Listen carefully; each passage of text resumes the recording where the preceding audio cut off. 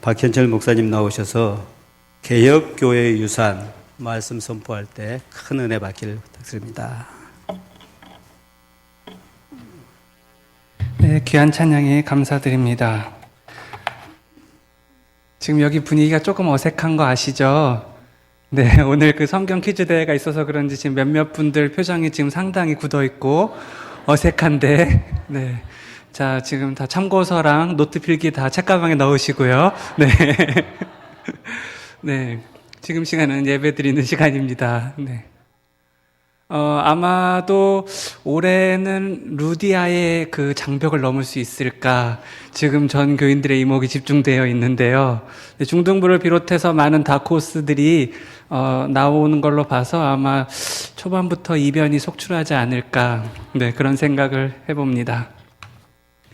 네, 오늘 말씀은요, 히브리서 11장 4절인데, 얼핏 이제 읽으면 아벨의 이야기로 읽으실 것 같아서, 이 오늘 본 그 메시지의 중심이 되는 히브리서 11장 4절의 뒷부분만 제가 다시 읽겠습니다. 그가 죽었으나 그 믿음으로써 지금도 말하느니라. 네, 오늘은 종교개혁 주일로 지키고 있는 10월의 마지막 주일입니다. 10월 한 달간 종교개혁이 지니는 의미를 깊이 새겨보고 종교개혁 498주년, 야누스 순교 600주년을 맞아서 종교개혁가들을 소개하고 그들의 삶과 신앙을 살펴보는 시간을 가졌습니다. 이 종교개혁이 우리에게 남긴 유산이 무엇일까? 크게 세 가지로 정리해 보았습니다. 서양사의 종교개혁은 르네상스라는 흐름과 맞물려 있습니다. 종교개혁과 르네상스는 공통점이 있는데 그것은 에드 폰테스 운동, 즉 근원으로 돌아가고자 했던 운동이었습니다. 우리 신앙의 근원이 뭐냐? 교회의 원형이 무엇인가? 또 우리 믿음의 원천이 무엇인가? 이 근원에 대한 물음, 그것이 바로 종교개혁 시기 당시 종교개혁가들과 인문주의자들의 공통된 관심이었고 또 물음이었습니다. 루터는 그래서 그 대답으로 오직 믿음, 오직 은총, 오직 성서라는 주장을 하게 되었던 것이죠. 우리 신앙의 근본이 뭐냐? 그게 믿음이다. 우리 인간은 하나님 앞에 믿음으로 나아간다. 이 믿음이 우리를 의롭게 한다. 우리가 비록 연약하여 내 영혼을 사로잡는 죄책감으로 인해 내가 고행을 하고 덕을 쌓고 선한 행실을 할 수는 있지만 우리 신앙을 세우는 근본은, 원천은 우리의 노력을 주고 산 면죄부가 아니다. 그리스도 예수를 믿는 그 믿음이 나를 살게 한다는 것입니다. 또 우리 신앙의 원천이 무엇이냐? 그것은 은총이라는 겁니다.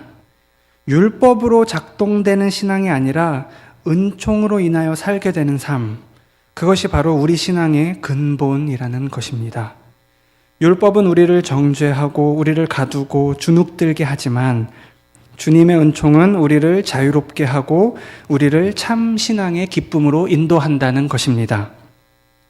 또 이 모든 권위가 어디로부터 오는가? 그러니까 궁극적인 권위가 어디에서 비롯되는가?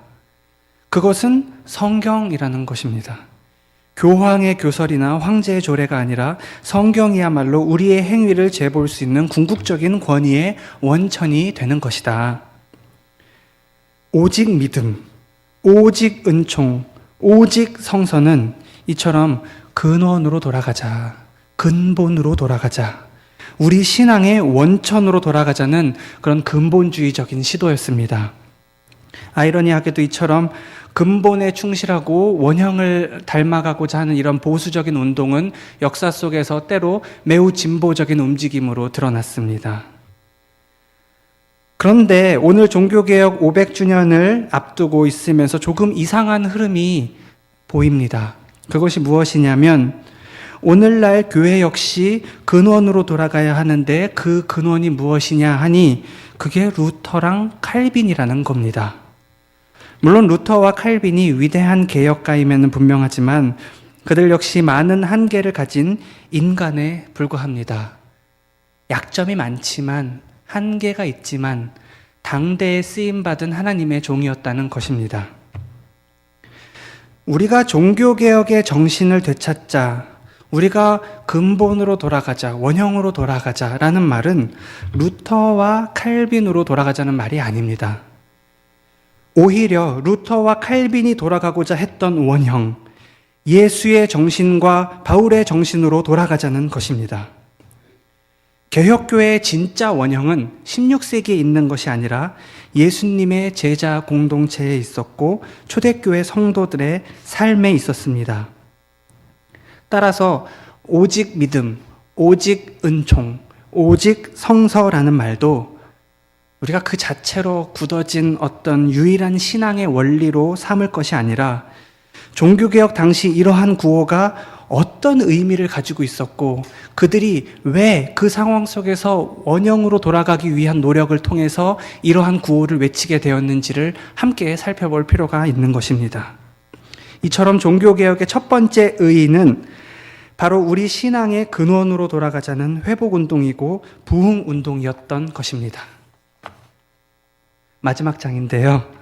두 번째는 종교개혁가들에게는 하나의 공통점이 있었습니다. 그것은 바로 자기 삶을 뒤흔들 만한 하나님의 말씀을 붙들고 씨름했다는 것입니다.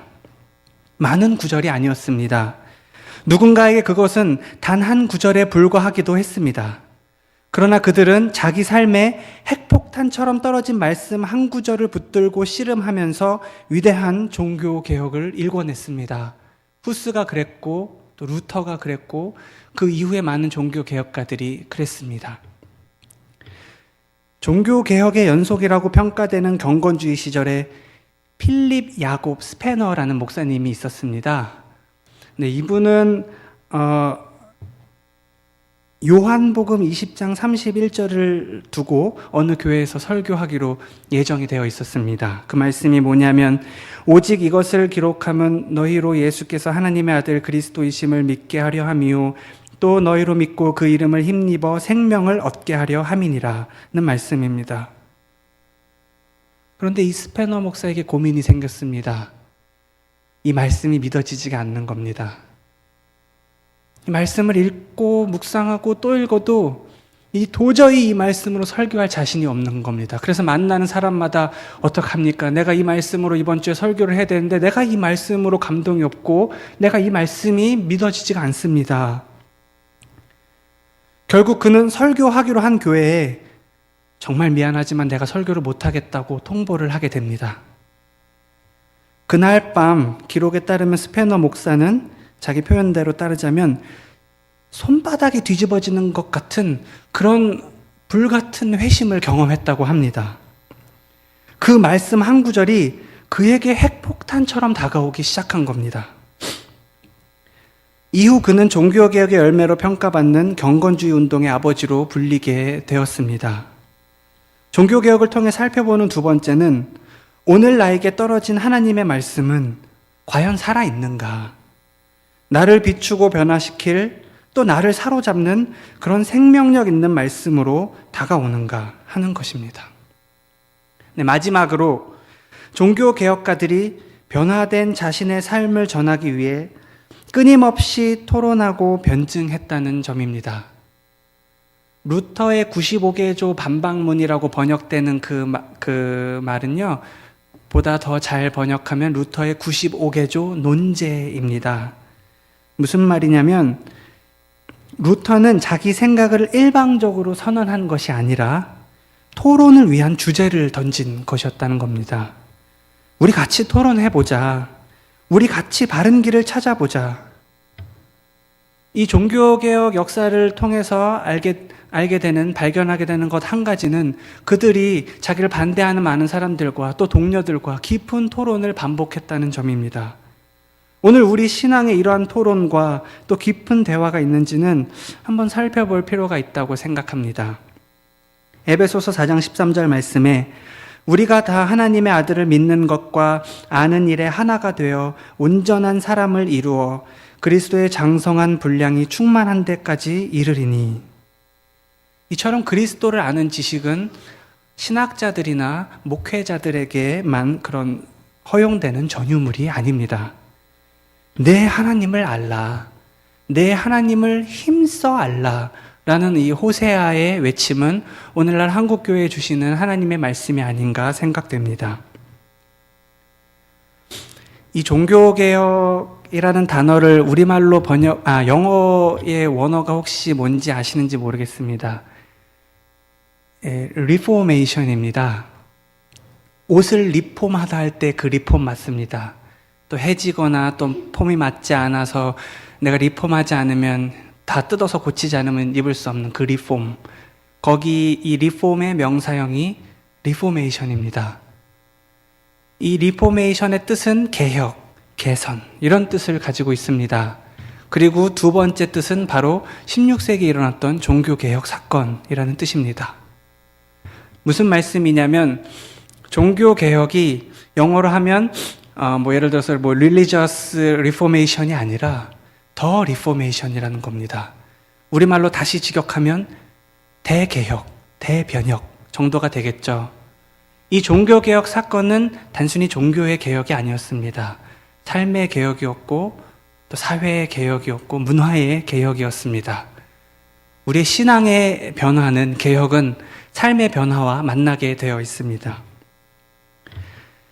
종교개혁 500주년 2년 남았죠. 또 야누스 순교 600주년을 맞아 오늘 우리가 읽은 본문 히브리서 11장 4절처럼 그가 죽었으나 그 믿음으로써 오히려 말하느니라. 종교개혁가들이 우리에게 주는 교훈 많지만 오늘 그 중에서 세 가지를 함께 나눴습니다. 신앙의 근원으로, 교회의 원형으로 돌아가야겠습니다. 또 내 삶에 떨어지는 하나님의 말씀을 붙들어야겠습니다. 그리고 마지막으로 성도의 교제 가운데 서로 토론하고 하나님을 힘써 알아가기에 두려워하지 말아야겠습니다. 기도하겠습니다. 역사와 교회의 주인이신 하나님, 날마다 우리를 일깨워 주시고 우리를 바른 신앙의 길로 인도해 주심을 믿습니다. 부족하고 연약한 저희들이지만 하나님의 말씀으로써 우리를 변화시켜 주시고 그 말씀으로 이 세상을 좋게 만드는 저희들 되게 하옵소서. 낡은 신앙을 갱신할 수 있도록 우리 마음을 열어주시고 우리 신앙의 근원으로 돌아가는 노력을 게을리하지 않도록 하여 주옵소서. 예수님의 이름으로 기도합니다. 아멘.